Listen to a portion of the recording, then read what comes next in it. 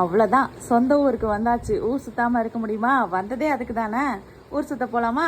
எங்கே போகிறேன்னு வீடியோ ஃபுல்லாக பாருங்கள், உங்களுக்கே தெரியும். இது ஒரு யூஸ்ஃபுல்லான ஊர் சுற்றுற வீடியோன்னு கூட சொல்லலாம். ஏன்னா எனக்கும் என் வண்டிக்கு முக்கியமான திங்ஸ் வாங்க என் தம்பியை அடிச்சு இழுத்துட்டு நான் போன இடம் தான் திருச்சி கண்டோன்மெண்ட்டில் இருக்க இந்த டிஜே ஆட்டோமொபைல் ஷாப். ஸ்கூட்டி வாங்கி 10 மந்த் கிட்ட ஆச்சு. பட் ஹெல்மெட் இல்லாமல் தான் நான் வந்து ட்ரைவ் பண்ணிட்டு இருந்தேன். ஸ்கூட்டி வாங்கும்போது ஷோரூமில் ஹெல்மெட்லாம் கொடுத்தாங்க. பட் அதனால் எந்த பயனும் இல்லை.